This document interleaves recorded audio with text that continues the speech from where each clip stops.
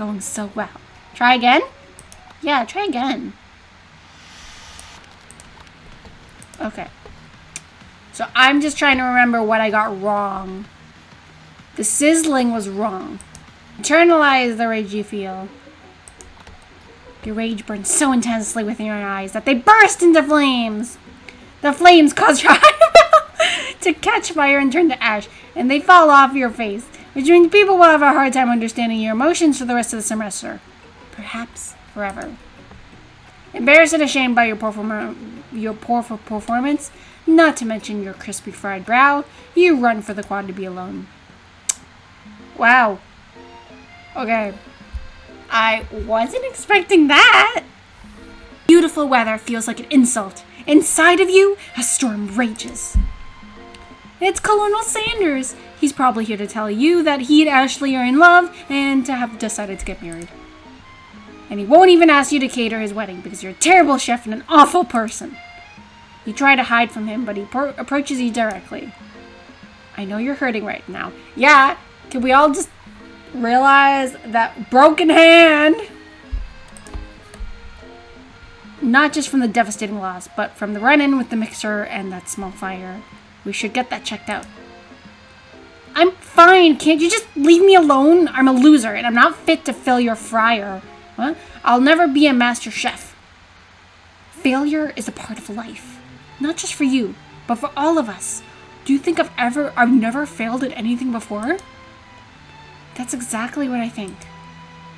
Well then, think again. I wasn't always the man you see before me, enrolled in culinary school, incredibly handsome, successful, motivated. Well, handsome, sure, I was born that way. But I've walked other paths, and arrived at dead ends. Oh, he has tears!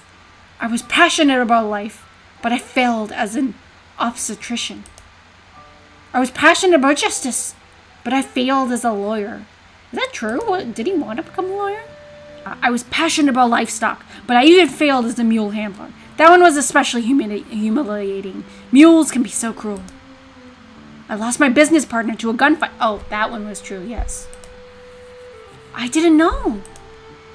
People see my delicate ribbon tie and my well-kept beard and assume that I've got it all together, which is true now, but it hasn't always been. Sounds like this guy could really use a hug. I resolved then I was going to amount to something. No amount of hours, labor, or money would deter me from giving the best I had to give. As Colonel Sanders changes focus, you can see something ignite inside of him. A burning passion. Just to remember that every failure can be a stepping stone to something better. My new dream is pure. It's honest. It's something that a humble man in a crisp white suit can be proud of. I will create a new chain of chicken restaurants that will bring joy to the entire world and make up for my past misdeeds. Yay!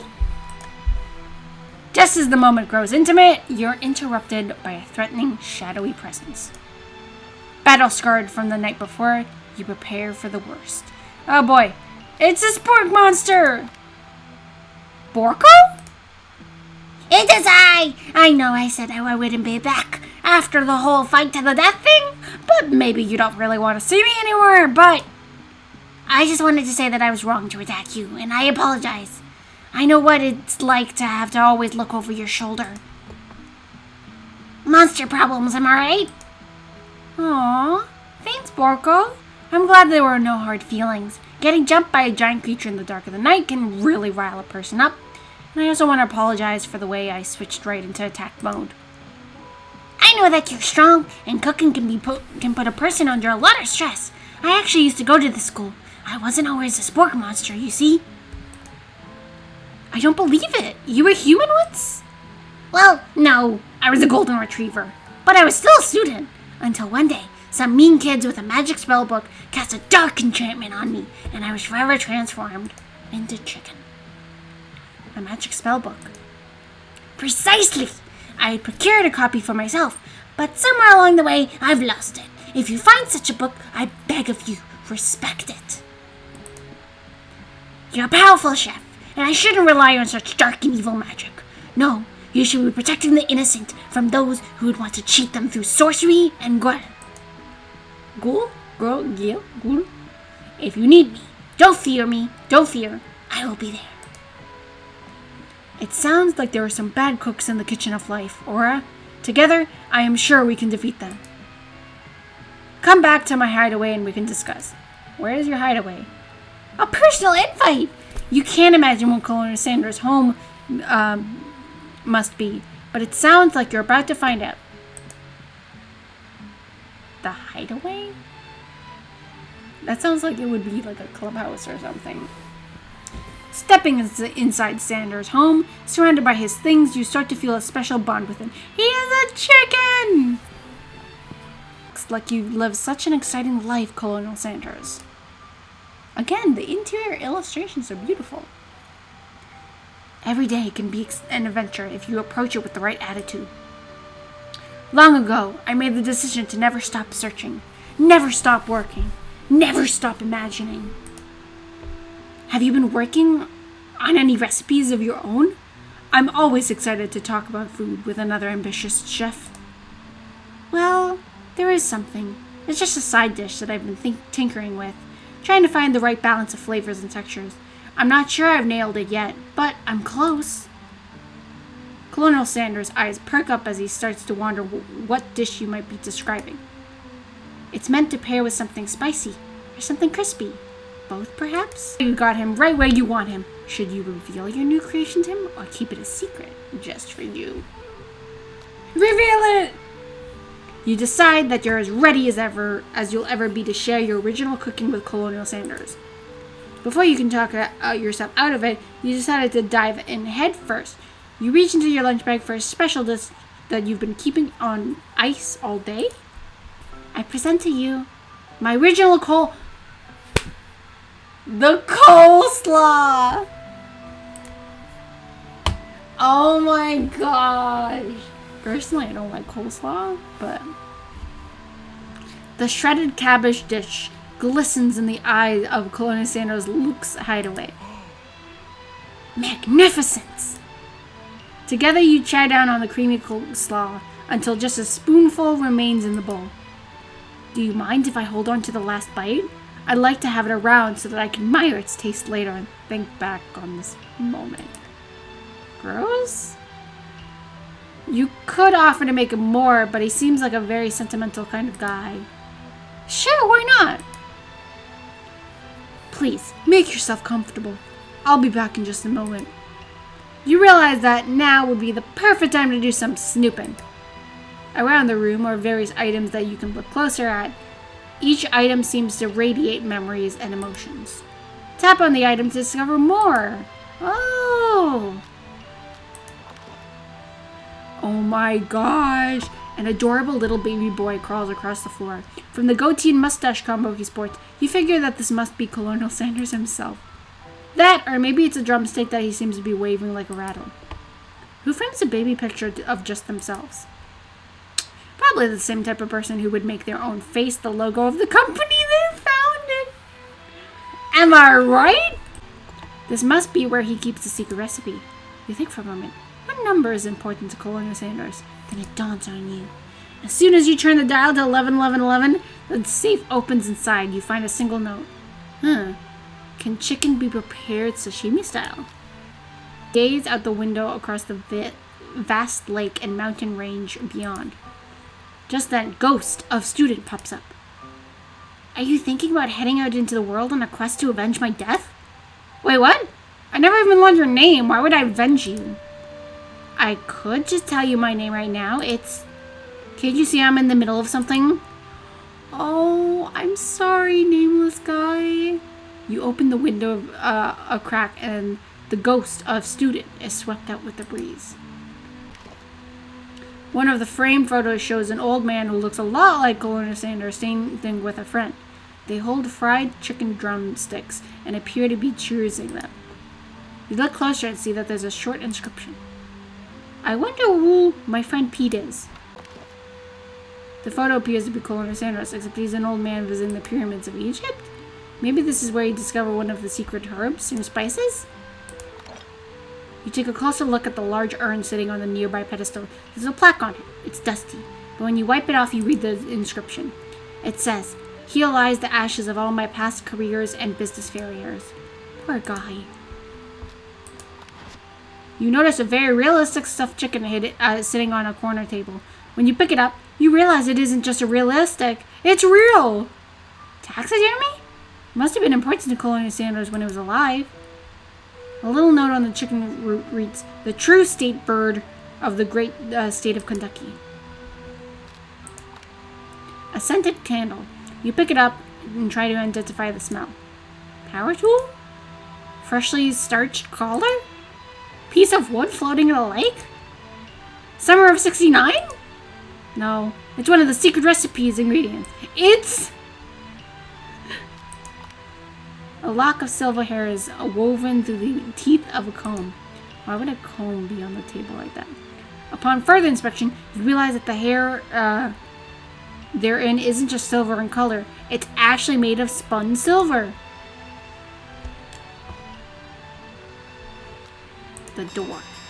You open the door to Colonel Sanders' closet and find a row of his signature white suits hanging within. You take one off its hanger and try it on. The jacket is a bit too big for you, but it's soft and comfortable. You give yourself a deep hug. Breathing in is kind of creepy, though. They say that home is where the heart is. Is this what they meant? Before you... Oh, no! Before you could look any further, you hear Colonel Sanders returning. He has a new dish that he's been working on, and he wants you to taste it. You try to act casual until he asks why you're wearing his jacket. I don't usually loan those down, but I must say, it does look good on you. Oh crap, the jacket! You forgot to take it off!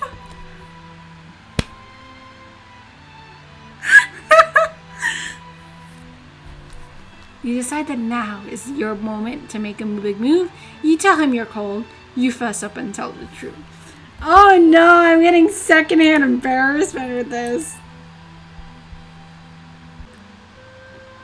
I mean, like, you fess up and tell the truth? You confess. I think I've developed feelings for you. Oh, well, that's a good sign, yes? I might be developed feelings for you too, but I'm concerned. I can't let anything get in the way of my dreams. That's fair. Overwhelmed, you take off the jacket and oh, what is this, a telenovela? But the thought of leaving Colonial in the midst of such emotional breakthrough gives you pause. You stop yourself. Colonel? Yes, Aura. I honestly think this may be the beginning of something wonderful. I think you're right. You should take things slow.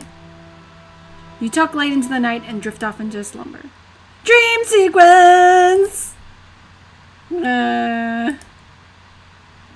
You wake to a beautiful morning in the Colonel Sanders Hideaway. Why is it called a hideaway? Why can't it be house? Did you make the right decision on how to respond to Colonel Sanders? Only time will truly tell. Today is a day that could change the rest of your life. You think about the new secret ingredients you just learned about. Meh. In some jurisdictions, meh isn't even legal. What? But if the recipe is a secret, how will they know?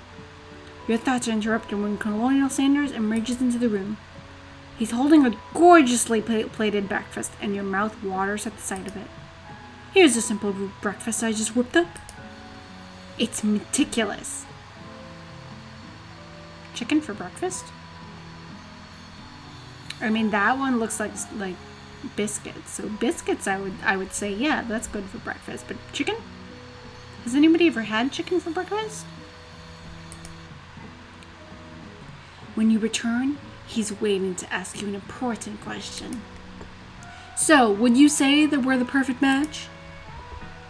How presumptuous! My cuisine and your taste buds, that is. Such confidence, such grace! Could he be the world's greatest gift to cookery? Take him down a peg or flatter him? You know, I think we might make a great team. A single tear begins to pool in the corner of his eye as he gazes out the window. And with the right business partner, I know I can't fail. Business partner? Could he be talking to you? It's all happening so quickly. Overcome with emotion and confused by your feelings, you're on the verge of tears, unable to speak. The only answer you can find is to run out the door and get home. What? There's still one more day of school after all. The University of Cooking Academy of Learning waits for no one. You get home to find something very surprising. Your best friend is there waiting for you. Where have you been? Because I had one heck of a night. I've been desperate to talk to you about it, but I couldn't find you. I got so worried that something had happened to you. It's okay, I was just... But now that it turns out you're fine, I can finally get up to speed on the saga of Miriam. Sure, but... You will not believe what happened to me after school. I went on a date. I think I can believe that. Since I've been partnered up with Pop, he asked me to go out with him. Of course, I told him, you'd better harness those wild horses, young man. I'm not that kind of... What does that even mean? But he was just interested in spending some one-on-one time together and getting to know me. So I said, yeah, sure, I can get to know the little guy. Long story short, he took me to his favorite shush house, but things quickly spiraled out of control. Did she just say shush house? As if that's a thing just people say? What is that even referring to? Yeah, what is that referring to? But now I'm not really sure where we stand. You don't give Miriam time to tell her the whole story. However, bottling up the details of your own night is just too much to bear. And I went on a date too. Back to Colonel Sanders' house, where I spent the night with him. You what?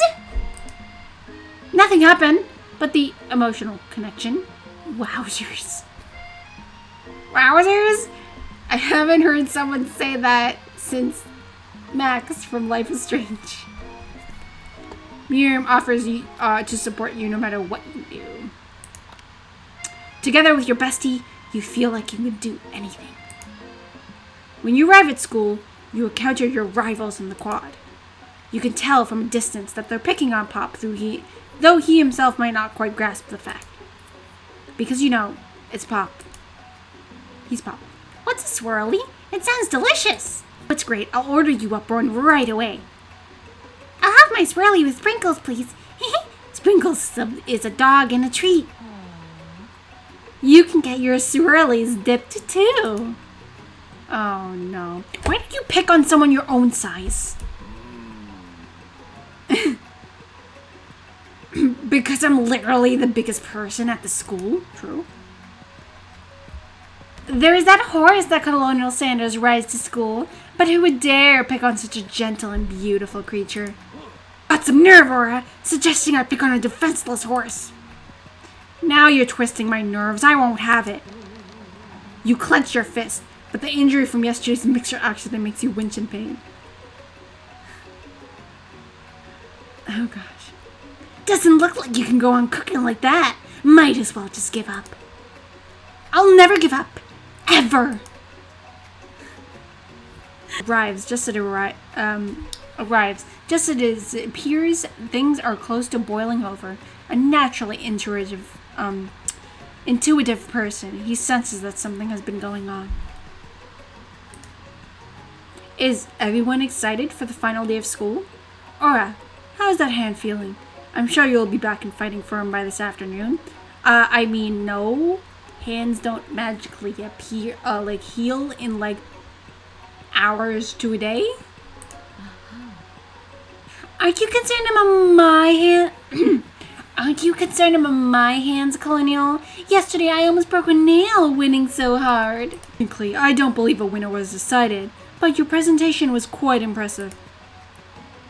What is he doing complimenting her? Offense. Dishonor! Dishonor on you, dishonor on your horse, dishonor on your entire family, dishonor on your chicken. But what about the flavor of my delicate, warm, gooey chocolate sauce? It's chocolate sauce, girl. It's not that. It was clear that you're passionate about how your food was received. That's a lot of words to say. It was bland. Excuse me, Aura. I am more than capable enough to speak for myself. Ooh. Oof! Maybe you could tell me more of your thoughts as you walk into class, Colonial. I'm always interested in discussing the fine art of fine foods. See you inside, Aura. Annoyed by Colonial Sanders' inability to see Ashley for who you know she really is, you walk across the quad to get some distance.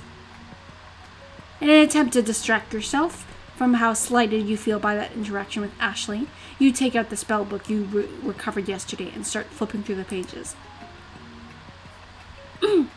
Whoa, that's that book? It looks like bad news. It's just something I found lying around. It would appear to be some sort of grimoire, but I don't really believe in that magic stuff. I do. A grimoire? Like a book of spells? I don't know. Well, who would spend so much time decorating a magic book if it weren't really powerful? I can think of one sure way to find out. You open to a page covered with arcane warnings, cast only in case of an extreme emergency. It says around the edges of the page.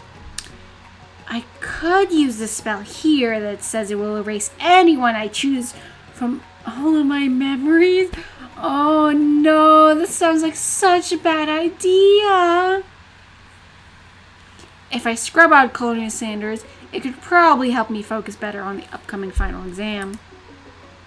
That is way too drastic. Couldn't you do something else, like anything else? Not rooted in dark magic? Maybe tie a string around your finger? Okay, fine. It is drastic. But desperate times calls for desperate measures. You've got a memory erasing spell sitting right in front of you, and a pretty good excuse to try it out. Cast the forbidden spell. Don't do it after all. Don't do it. You take your friend's advice and put the book away. It's almost time for class. Sprinkles is already in the room, waiting for the students to arrive. He clears his voice to make quick announcements. I want you all to know I feel something of a dog moment coming on, but I assure you it's nothing to be afraid of. His cute little nose scrunches up and he begins to breathe quickly. He must be hungry. Reach for some old homework to give him as a snack. Dogs can be rather predictable, especially Sprinkles. Wait to see what happens. Sprinkles stops in his tracks. He focuses on the window. The room is deadly silent. When you follow his gaze, you see a tiny orange squirrel perched on the cherry tree outside. When Sprinkles turns feral and runs to the window of the classroom, he begins barking uncontrollably at the squirrel outside. Terrence! I told you never to come back here. Terrence, I will destroy you. Terrence! Sprinkles is barking ferociously, drool dripping off his face. The squirrel looks over, but it doesn't say anything back. You wonder, is that even a talking squirrel? Who named him Terrence? You'd better not show your chubby cheeks around here ever again. After Sprinkles is satisfied that his presence has been felt by not only Terrence, but any other squirrel in hearing distance, he returns to his professional tone. I apologize for the outburst. This actually brings up an important point. Thank you, Aura, for reminding me to dole out this indispensable bit of wisdom. You see? But before he can go any further, Miriam's love drama spills over into the class. Sprinkles is interrupted by sad whimpering coming from the back of the room. Uh-oh.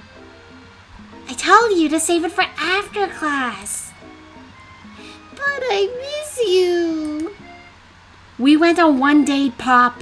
How can you miss me when I'm right here? Aww. Pop's voice quivers as he pleads his case to Miriam. Every time I blink, you go away. That's a really cute thing to say. Miriam, what happened between you and Pop? I got her in trouble, and now she's mad at me. I didn't just get into trouble. I got yelled at by Pop's mother, who blames me for getting him banned from every museum we set foot in. Oh. So that's what you meant by shush house. Pop, we went on one date. We're over. Oh. Damn, son. so much to me that I made this for you. What? Okay. Too hurt to go and argue, and Pop leaves his, creation behind and runs out of the room. What is that? It's like jelly with pretzel sticks, whipped cream sprinkles, and an egg in the middle. I don't know what's making the face. Could it be chocolate chips and something else? Nothing like a loud public breakup to cast a pall over the final day of school. Well, that was unfortunate. But we mustn't be distracted from what lies ahead. The final competition showdown challenge exam. I'm still working on the title, but I think you get it. Test time approaches. See you all in the arena. But before you can think about your upcoming competition, there's a very beautiful soul nearby in need of a pep talk. Hey, Miriam, are you okay? Okay? I'm so mad I could smash a tiny mug, spilling several droplets of hot cocoa all over the floor. How could he embarrass me in class like that, in front of everyone? Her tiny cocoa is a delicious treasure, so you know that this breakup is no joke, even if the source of her frustration is such a silly boy. I know that you know this, but I'm gonna say it out loud. You don't need anyone. You don't need no man. Me and you, we're gonna cruise through this final test and hit the carpool lane to Success City. Miriam brightens up, imagining the wind rushing through her short bangs, but she hesitates to embrace the feeling all the way. You're not going to saddle up on Colonial Sanders' stallion and ride off into sunset without me. Of course not. Well, maybe, sorta, but I'm sure there's a pony out there with your name on it, and a ranch big enough for the both of us, and whoever else we want to bring along. If it's not Pop or Clank or anyone else you meet today, tomorrow, or this whole year, so what? You're a special person who shouldn't settle for the first someone to show a little interest anyhow. Miriam gives you a big hug and wipes the tears from her cheeks. I should really review my menu for today. I'm gonna go make a very special soup. And I bet that Professor Dog is gonna love it up. While you were pep talking Miriam, you completely missed lunch. But that's okay, because you had a better idea of how to spend the time before your exam. You decide to